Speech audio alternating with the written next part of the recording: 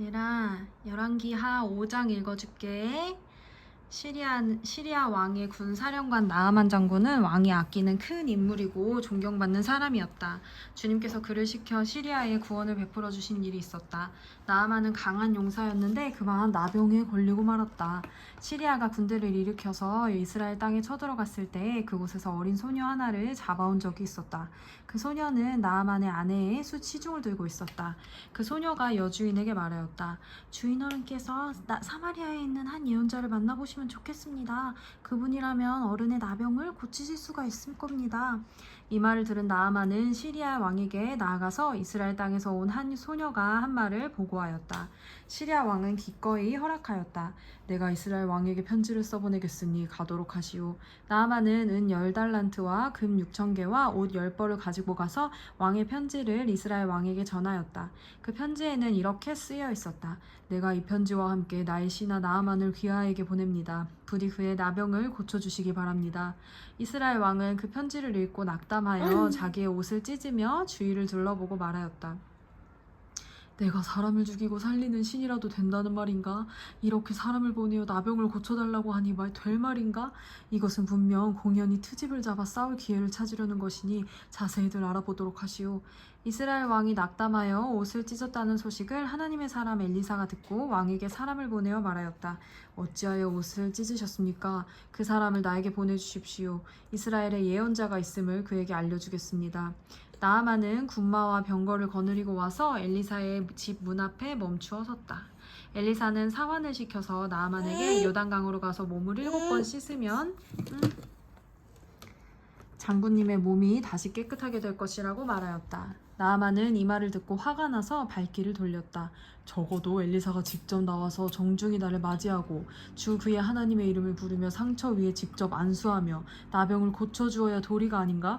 다마스쿠스에 있는 아마나강이나 바르발강이 이스라엘에 있는 강물보다 좋지 않다는 말이냐? 강에서 씻으려면 거기에서 씻으면 될 것이 아닌가? 우리나라의 강물에서는 씻기지 않기라도 한다는 말이냐? 하고 불평하였다.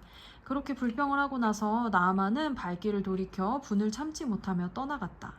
그러나 부하들이 그에게 가까이 와서 말하였다. 장군님, 그 예언자가 이보다 더한 일을 하라고 하셨다면 하지 않으셨겠습니까? 다만 몸이나 씻으시라는데 그러면 깨끗해진다는데 그것 좀 못할 까닭이 어디 있겠습니까? 그리하여 나아만은 하나님의 사람이 시킨 대로 요단강으로 가서 7번 몸을 씻었다. 그러자 그의 살결이 어린아이의 살결처럼 새 살로 돌아와 깨끗하게 나았다. 나아만과 그의 모든 수행원이 하나님의 사람에게로 되돌아와 엘리사 앞에 서서 말하였다. 이제야 나는 온 세계에서 이스라엘 밖에는 하나님이 계시지 않다는 것을 알게 되었습니다. 부디 예언자님의 종인 제가 드리는 이 선물을 받아주십시오. 그러나 엘리사는 내가 섬기는 주님께서 살아계심을 두고 맹세하지만 나는 그것을 받을 수가 없소 하고 사양하였다. 나아만이 받아달라고 다시 권하였지만 엘리사는 끝내 거절하였다. 나아만이 말하였다. 정 그러시다면 나귀 2마리 실을 만큼의 흙을 예언자님의 종인 저에게 주시기 바랍니다. 예언자님의 종인 저는 이제부터 주님 이외에 다른 신들에게는 번제나 희생제를 드리지 않겠습니다. 그러나 한 가지만은 예언자님의 종인 저를 주님께서 용서하여 주시기를 바랍니다. 제가 보시는 왕께서 림몬의 성전에 예배를 드리려고 그곳으로 들어갈 때에 그는 언제나 저의 부축을 받아야 하므로 저도 허리를 굽히고 림몬의 성전에 들어가야 합니다. 그러므로 제가 림몬의 성전에서 허리를 굽힐 때 주님께서 이 일 때문에 예언자님의 종인 저를 벌하지 마시고 용서해 주시기를 바랍니다. 그러자 엘리사가 나아만에게 말하였다. 좋소, 안심하고 돌아가시오. 이렇게 하여 나아만은 엘리사를 떠나 얼마쯤 길을 갔다. 그때 하나님의 사람 엘리사의 시종인 게하시가 이런 생각을 하였다. 나의 주인께서는 이 시리아 사람 나아만이 가져와 손수 바친 것을 받지 않으셨구나. 주님께서 살아계심을 두고 맹세하지만 내가 그를 뒤쫓아가서 무엇이든 좀 얻어와야겠다. 그래서 게하시는 곧 나아만을 뒤쫓아 달려갔다. 나아만은 자기를 뒤쫓아 달려오는 사람을 보고 그를 맞이하려고 수레에 내려 별일 없지요? 하고 물었다. 게하시가 대답하였다. 별일은 없습니다만 지금 주인께서 나를 보내시면서 방금 에브라임 산지에서 예언자 수령생 가운데서 두 젊은이가 왔는데 그들에게 은 1달란트와 옷 2벌을 주면 좋겠다고 말씀하셨습니다. 그러자 나아만은 둘이 다 뿐이겠습니까? 2달란트를 드리겠습니다 하고는 게하시를 강권하여 은 2달란트를 주 2자루에 넣고 옷 2벌을 꺼내어서 두 부하에게 주어 게하시 앞에서 메고 가게 하였다. 언덕에 이르자 게하시는 그들의 손에서 그것을 받아 집 안에 들여놓고 그 사람들을 돌려보냈다. 그리고 그가 들어가서 주인 앞에 서자 엘리사가 그에게 물었다. 게하시야, 어디를 갔다 오는 길이냐? 그러자 그는 예언자님의 종인 저는 아무데도 가지 않았습니다 하고 말하였다. 그러나 엘리사는 게하시에게 이렇게 말하였다. 어떤 사람이 너를 만나려고 수레에서 내릴 때에 내 마음이 너와 함께 거기에 가 있지 않은 줄 알았느냐? 지금 이 은을 받고 옷을 받고 올리브 기름과 포도나무와 양과 소와 남녀종을 취할 때냐? 그러므로 나아만 나병이 내게로 옮아갈 것이고 내 자손도 영원히 그 병을 알 것이다. 게하시가 엘리사에게서 물러나오니 나병에 걸려 피부가 눈처럼 하얗게 되었다. 열왕기하 6장. 예언자 수련생들이 엘리사에게 말하였다. 보십시오. 우리들이 예언자님을 모시고 살고 있는 이곳이 우리에게는 너무 좁습니다.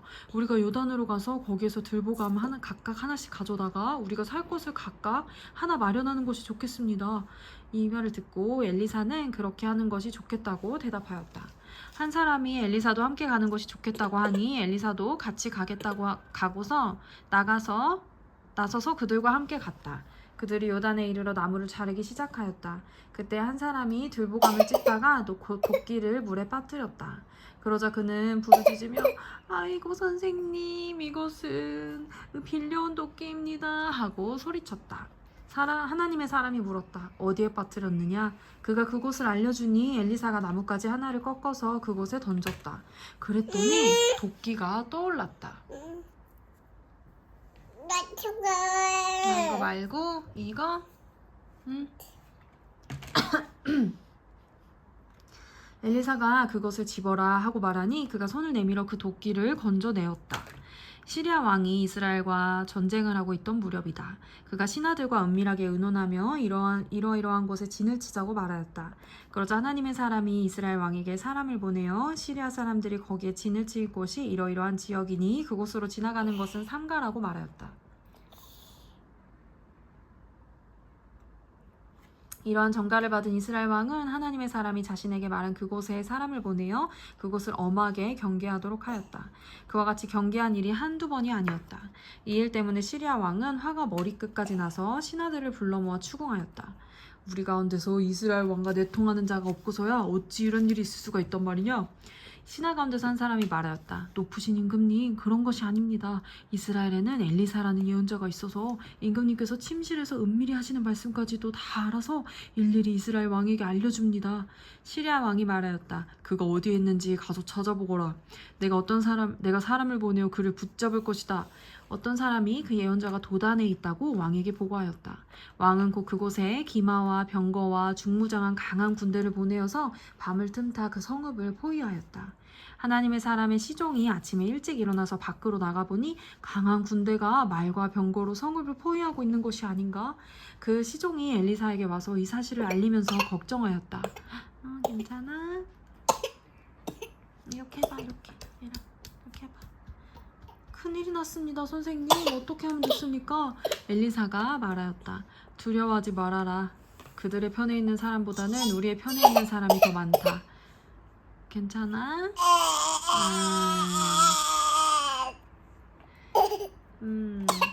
그렇게 말한 다음에 엘리사는 기도를 드렸다. 주님, 간구하오니 저 시종의 눈을 열어주셔서 볼 수 있도록 해주십시오. 그러자 주님께서 그 시종의 눈을 열어주셨다. 그가 바라보니 온 언덕에는 불말과 불수레가 가득하여 엘리사를 두루 에워싸고 있었다. 시리아 군대들이 산에서 엘리사에게로 내려올 때 엘리사가 주님께 기도하였다. 주님, 이 백성을 쳐서 눈을 멀게 해주시기를 간구합니다. 그러자 주님께서는 엘리사의 말대로 그들을 쳐서 눈을 멀게 하셨다. 엘리사가 그들에게 말하였다. 이 길은 당신들이 가려는 길이 아니며 이 성읍도 당신들이 찾는 성읍이 아니니 나를 따라오시오. 내가 당신들이 찾는 그 사람에게로 데려다 주겠소. 이렇게 하여 엘리사는 그들을 사마리아로 데리고 갔다. 그들이 사마리아에 들어서자 엘리사가 주님 이들의 눈을 열어서 보게 해주십시오 하고 기도하였다. 주님께서는 그들의 눈을 열어주셨다. 그들은 비로소 자기들이 사마리아 한가운데에 있는 것을 알게 되었다. 이스라엘 왕이 그들을 보고 엘리사에게 말하였다. 이스라엘의 아버지께서는 말씀해 주십시오. 그들이 눈을 뜨고 보게 되면 쳐서 없애버려도 됩니까? 엘리사가 말하였다. 쳐서는 안 됩니다. 그들을 칼과 활을 가지고 사로잡았으니까 어찌 임금님께서 그들을 쳐 죽이시겠습니까? 차라리 밥과 물을 대접하셔서 그들이 먹고 마시게 한 다음에 그들의 상전에게 돌려보내시는 편이 좋겠습니다. 그리하여 왕이 큰 잔치를 베풀어서 그들에게 먹고 마시게 한 다음에 그들을 보내니 그들이 자기들의 상전에게로 돌아갔다. 그로부터는 시리아의 무리들이 다시는 이스라엘 땅을 침략하지 못하였다. 그러나 이런 일이 있은 지 얼마 뒤에 시리아 왕 벤하닷이 또다시 정군을 소집하여 올라와서 사마리아를 포위하였다. 그들이 성을 포위하니 사마리아 성 안에는 먹거리가 떨어졌다. 그래서 나귀 머리 하나가 은 80세겔에 거래되고 비둘기 똥 4분의 1 값이 은 5세겔에 거래되는 형편이었다. 어느 날 이스라엘 왕이 성벽을 지나가고 있을 때에 성벽 위를 지나가고 있을 때 한 여자가 왕에게 부르짖었다. 높으신 임금님, 저를 좀 살려주십시오. 왕이 대답하였다. 주님께서 돕지 않으시는데 내가 어찌 부인을 도울 수가 있겠소? 내가 어찌 타작마당에서 곡식을 가져다 줄 수가 있겠소? 포도주 틀에서 술을 가져다 줄 수가 있겠소? 도대체 무슨 일로 그러오? 그 여자가 말하였다. 며칠 전에 이 여자가 저에게 말하기를 네 아들을 내놓아라. 오늘은 내 아들을 잡아서 같이 먹고 내일은 내 아들을 같이 잡아서 먹도록 하자 하였습니다. 그래서 우리는 우선 제 아들을 삶아서 같이 먹었습니다. 다음날 제가 이 여자에게 네 아들을 내놓아라. 우리가 잡아서 같이 먹도록 하자 하였더니 이 여자가 자기 아들을 숨기고 내놓지 않습니다. 왕은 이 여자의 말을 듣고는 기가 막혀서 자기의 옷을 찢었다. 왕이 성벽 위를 지나갈 때에 백성들은 왕이 겉옷 속에 베옷을 입고 있는 것을 보았다. 왕이 저주받을 각오를 하고 결심하여 말하였다. 사밧의 아들 엘리사 머리가 오늘 그대로 붙어 있다면 하나님이 나에게 벌 위에 더 벌을 내리신다 하여도 달게 받겠다. 그때 엘리사는 원로들과 함께 자기 집에 앉아 있었다. 왕이 전령을 엘리사에게 보내었다. 그 전령이 이르기 전에 엘리사가 원로들에게 말하였다. 여러분은 살인자의 아들이 나의 머리를 베려고 사람을 보낸 것을 알고 계십니까? 전령이 오거든 문을 단단히 걸어 잠그고 그를 들어오지 못하게 하십시오. 그를 보내놓고 뒤따라오는 그 주인의 발자국 소리가 벌써 들려오고 있지 않습니까? 엘리사가 원로들과 함께 말하고 있는 동안에 왕이 엘리사에게 와서 말하였다. 우리가 받은 이 모든 재앙을 보시오. 이런 재앙이 주님께로부터 왔는데 내가 어찌 주님께서 우리를 도와주시기를 기다리겠소? 자, 그 다음은 내일 읽어줄게. 아멘.